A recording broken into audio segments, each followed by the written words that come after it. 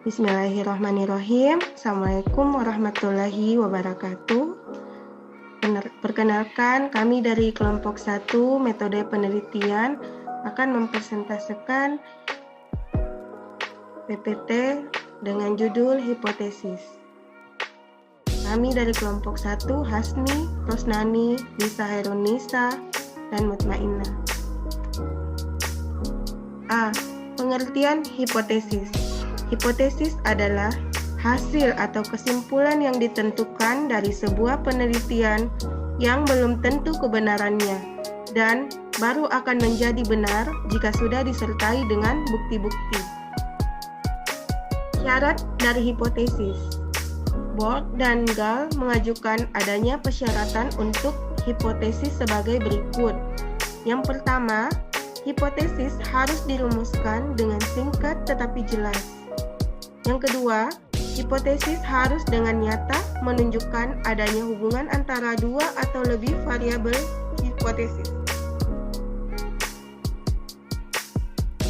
Cara menentukan hipotesis, yaitu dengan memiliki banyak informasi tentang masalah yang akan dipecahkan, memiliki kemampuan untuk memeriksa keterangan tentang tempat, objek, dan hal-hal yang berhubungan satu sama lain dalam fenomena yang sedang diselidiki, memiliki kemampuan untuk menghubungkan suatu keadaan dengan keadaan yang lain yang sesuai dengan kerangka teori dan bidang ilmu yang bersangkutan.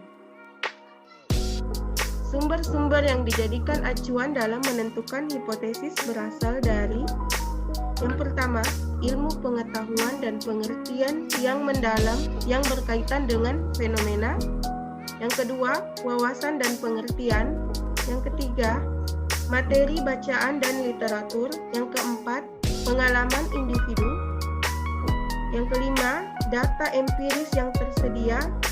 Yang terakhir, analogi. Kemudian, manfaat dari hipotesis dapat memberikan batasan dan memperkecil jangkauan dan kerja penelitian, mensiagakan peneliti kepada kondisi fakta dan hubungan antar fakta yang kadangkala hilang begitu saja dari perhatian peneliti. Kemudian sebagai alat yang sederhana dalam memfokuskan fakta yang bercerai-cerai tanpa koordinasi ke dalam suatu kesatuan penting dan menyeluruh. Kemudian sebagai panduan dalam pengujian serta penyesuaian dengan fakta dan antar fakta. Jenis-jenis hipotesis. Hipotesis nol atau hipotesis nihil. Hipotesis ini dituliskan dengan HO adalah HI, hipotesis yang meniadakan perbedaan antara kelompok atau meniadakan hubungan sebab akibat antar variabel yang artinya selisih variabel pertama dengan variabel kedua adalah nol atau nihil. Hipotesis nihil berisi deklarasi yang meniadakan perbedaan atau hubungan antar variabel mempunyai ciri. Yang pertama menyatakan tidak adanya saling hubungan atau tidak adanya perbedaan antara kelompok yang satu dan lainnya. Yang kedua disebut juga hipotesis statistik. Yang ketiga, dalam analisis statistik, uji statistik biasanya mempunyai sasaran untuk menolak kebenaran hipotesis nol tersebut.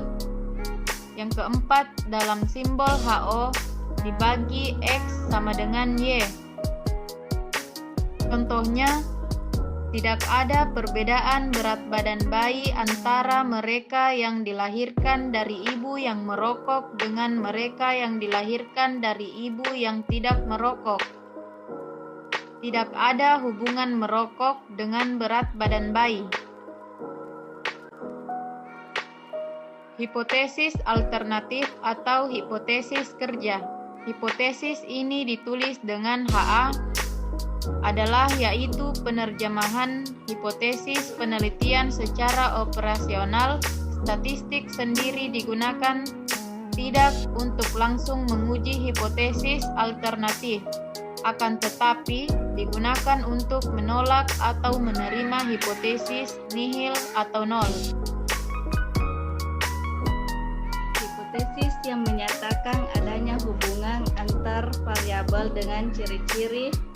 Yang pertama, menyatakan adanya saling hubungan, adanya perbedaan antara kelompok yang satu dan yang lainnya. Yang kedua disebut hipotesis penelitian. Yang ketiga, kesimpulan uji statistik berupa penerimaan HA sebagai hal yang benar. Dalam simbol HA dibagi X sama dengan di atas Y. Contohnya yaitu ada hubungan antara statistik gizi ibu hamil dengan berat badan bayi baru lahir. Adanya pengaruh cara perawatan payudara dengan kelancaran pengeluaran ASI. Bentuk-bentuk hipotesis. Yang pertama, hipotesis deskriptif.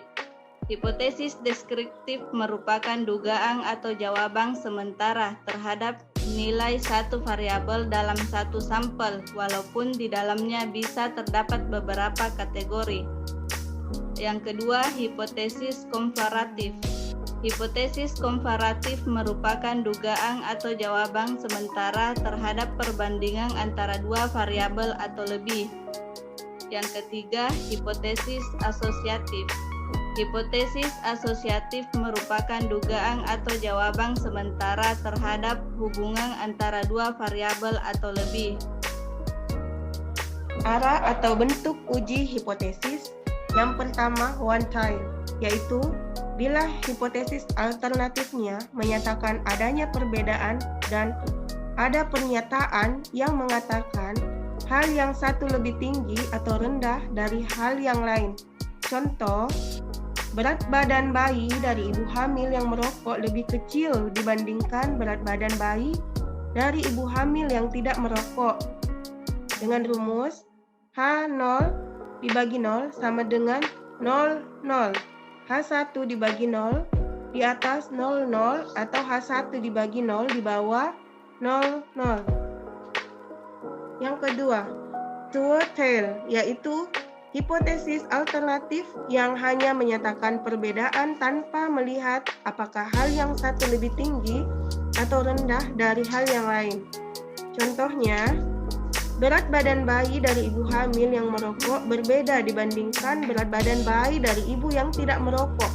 Atau dengan kata lain, ada perbedaan berat badan bayi antara mereka yang dilahirkan dari ibu yang merokok dibandingkan dari mereka yang tidak merokok.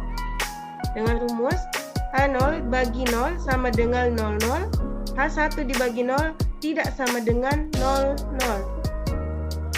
Teknik perumusan hipotesis yang baik.